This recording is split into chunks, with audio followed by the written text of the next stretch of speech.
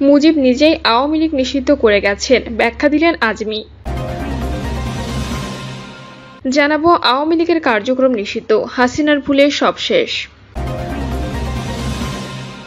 এবং সর্বশেষ জানাবো অন্তর্বর্তী সরকারের আমলে একটিও গুমের ঘটনা ঘটেনি, বলছেন অ্যাটর্নি জেনারেল।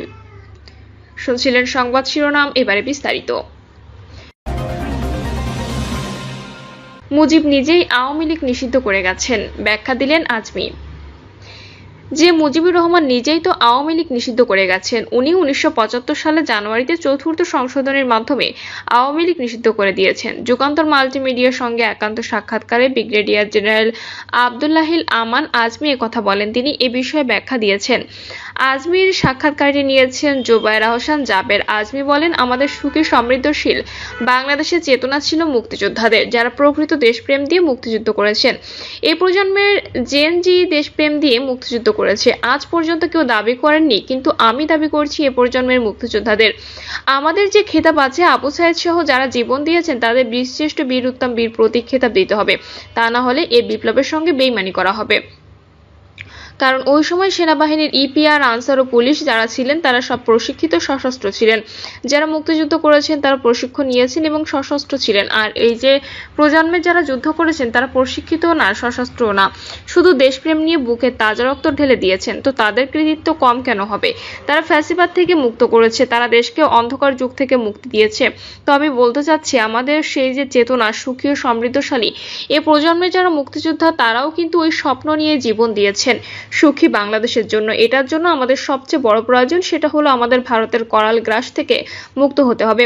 ভারতের হাত থেকে মুক্ত হতে হলে আমাদের এই আওয়ামী ফ্যাসিবাদের হাত থেকে মুক্ত হতে হবে। যারা তাদের পুনর্বাসনের চিন্তা করে তারা দেশের শত্রু।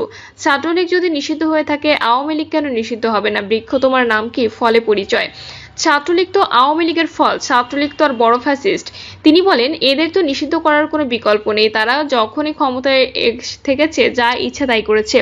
বেশি দূরে যেতে হবে না, আপনি 2009 থেকে 24 পর্যন্ত দেখেন তারা কি না করেছে।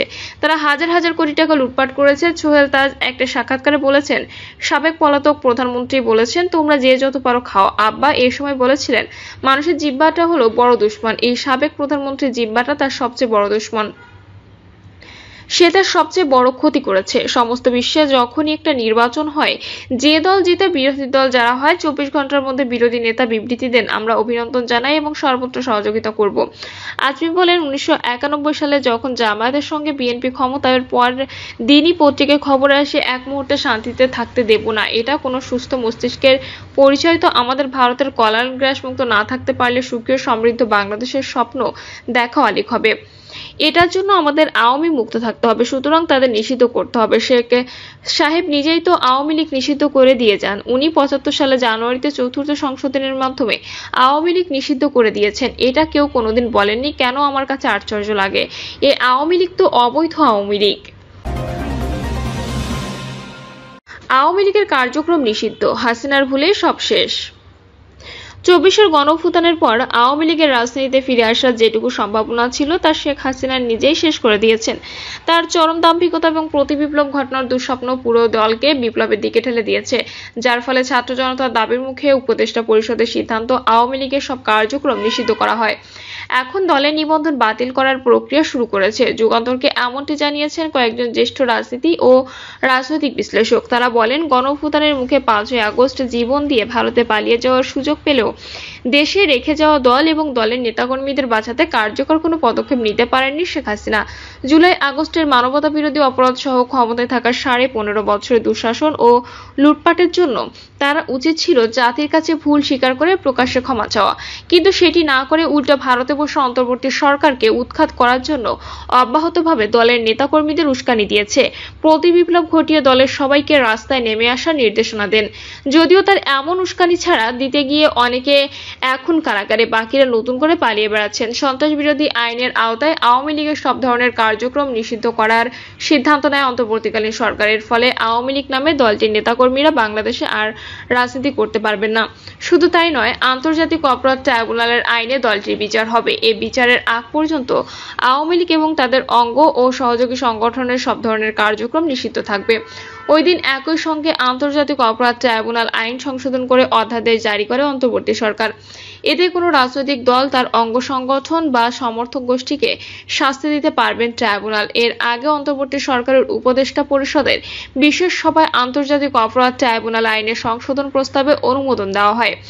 গণফোরামের প্রতিষ্ঠাতা সভাপতি, বিশিষ্ট আইনজীবী ও সংবিধানের অন্যতম প্রণেতা ডক্টর কামাল হোসেন এ প্রসঙ্গে বলেন, শেখ হাসিনা আওয়ামী লীগ পরিবারতন্ত্র প্রতিষ্ঠা করেছিলেন। তিনি দলের ভেতরে এবং দেশ চালাতে গিয়ে ক্রমেই একনায়ক হয়ে উঠেছিলেন, যে কারণে ছাত্র জনতার আন্দোলনের মুখে তাকে দেশ ছেড়ে পালিয়ে যেতে হয়েছে।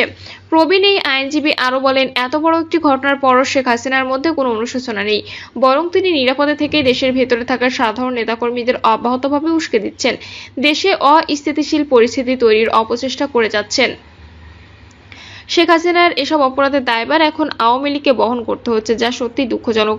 জানতে চাইলে এ প্রসঙ্গে বর্ষিয়ান রাজনীতিক ও জাতীয় সমাজতান্ত্রিক দলের জেএসডি সভাপতি আসামা আব্দুর রব বলেন, গণহত্যার বিচার সম্পন্ন হওয়ার মধ্য দিয়ে আওয়ামী লীগের রাজনৈতিক ভবিষ্যতের গতিপথ নির্ধারিত হবে।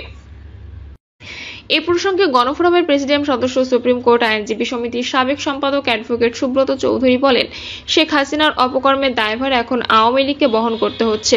তিনি ভারতে পালিয়ে গেছেন, সেখানে আওয়ামী আরাম আয়েশে জীবনযাপন করছেন, আর দেশের ভেতরে থাকা দলটি নেতাকর্মীদের নানা দিক নির্দেশনা দিয়ে পরিস্থিতি আরো উত্তপ্ত করে তুলেছেন। শেখ হাসিনার উচিত ছিল নিজের অপকর্মের জন্য, বিশেষ করে ক্ষমতায় থেকে যে অন্যায় ও অবিচার করেছেন এর জন্য প্রকাশ্যে দেশবাসীর কাছে ক্ষমা প্রার্থনা করা, কিন্তু তা না করে উল্টো তিনি প্রতিবিপ্লব করে অন্তর্বর্তীকালীন সরকারকে উচ্ছেদের পণ করেছেন।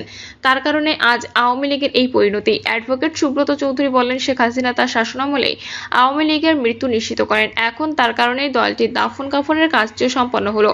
গণতন্ত্র মঞ্চের অন্যতম শীর্ষ নেতা ও গণসংহতি আন্দোলনের প্রধান সমন্বয়কারী জোনায়েদ সাকি বলেন, শেখ হাসিনা যে অন্যায় ও অপকর্ম করেছেন এর জন্য অনুতপ্ত না হয়ে উল্টো ভারতে বসে নানা ষড়যন্ত্রে লিপ্ত রয়েছেন, যে কারণে সাধারণ মানুষ, বিভিন্ন রাজনৈতিক দল ও সংগঠন চরম ক্ষুব্ধ হয়ে ওঠে।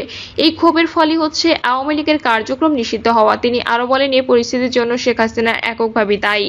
রাজনৈতিক বিশ্লেষক ও নির্বাচন ব্যবস্থা সংস্কার কমিশনের সদস্য ডক্টর জাহিদুর রহমান বলেন, শেখ হাসিনার ভুল রাজনীতির খেসারত দিচ্ছে বলে হিসেবে আওয়ামী লীগ। তবে সিনিয়র সাংবাদিক মাসুদ কামাল বলেন, সরকারের সিদ্ধান্ত হচ্ছে বিচার শেষ না হওয়া পর্যন্ত আওয়ামী লীগ কোনো রাজনৈতিক কর্মকাণ্ড চালাতে পারবে না। কিন্তু আমার প্রশ্ন, গত 9 মাসে আওয়ামী লীগ এমন কি রাজনৈতিক কর্মকাণ্ড চালিয়েছে যে ঘটা করে এসব সিদ্ধান্ত নিতে হলো? এদিকে আওয়ামী লীগের অনেক পলাতক নেতা মনে করেন, শেখ হাসিনার অপরিণামদর্শী সিদ্ধান্ত, অজ্ঞতা, অতিকথন ও অপরিপক্কতার খেসারত দিতে হচ্ছে দল হিসেবে আওয়ামী লীগকে। বর্তমানে কলকাতায় আত্মগোপনে থাকা আওয়ামী লীগের এক শীর্ষ নেতা বলেন, 1975 সালে 15ই আগস্ট শেখ হাসিনা দেশে ছিলেন না। 15ই আগস্ট পরবর্তী দীর্ঘদিন বাংলাদেশের রাজনীতি সম্পর্কেও তার তেমন একটা ধারণা ছিল না, কিন্তু 5ই আগস্টের আগে পরে কি হয়েছে সব ঘটনায় তার জানা। ওই নেতা আরো বলেন, রাজনীতির উত্থান পতন মেনে নিতে হয়, বাস্তবতাও মানতে হয়, কিন্তু শেখ হাসিনা সেটা উপলব্ধি করতে পারেননি বা উপলব্ধি করার চেষ্টাও করেননি, যে কারণে ভারতে বসে একের পর এক আত্মঘাতী কর্মকাণ্ড পরিচালনা করে যাচ্ছেন। বাস্তবতা মেনে নিয়ে পরিকল্পনা সাজানোর পরিবর্তে ইতিমধ্যে এমন কিছু কাজ করেছেন যার খেসারত এখন দল হিসেবে আওয়ামী লীগকে দিতে হচ্ছে। 1955 সালে দলটির নাম থেকে মুসলিম শব্দটি বাদ দেওয়া হয়। দীর্ঘ রাজনৈতিক পরিক্রমায় 1971 সালে মুক্তিযুদ্ধে দলটির গুরুত্বপূর্ণ ভূমিকা ছিল। সে সময়কার কর্মকাণ্ডের জন্য 1971 সালের 26শে মার্চ পাকিস্তানের তৎকালীন প্রেসিডেন্ট ইয়াহিয়া খান আওয়ামী লীগকে নিষিদ্ধ করেন।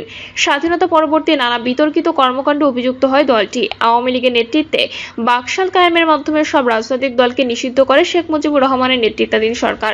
এর ফলে ওই সময়ও আওয়ামী লীগকে বিপর্যয়ের মুখে পড়তে হয়। প্রিয় দর্শক, এই ছিল এখনকার সর্বশেষ সংবাদ। আপডেট সব সংবাদ পেতে চ্যানেলটি সাবস্ক্রাইব করে বেল আইকনটি ক্লিক করে রাখুন।